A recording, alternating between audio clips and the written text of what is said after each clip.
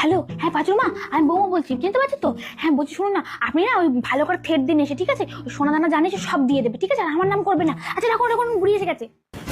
এই শয়তানি! হ্যাঁ কে? ও মা, এই আপনাকে ডাকছে, কারা এসেছে? কে এসেছে? এই শয়তানি, আমার স্বামীর কাছে গয়না হাতিয়ে নিচ্ছিস না তুই?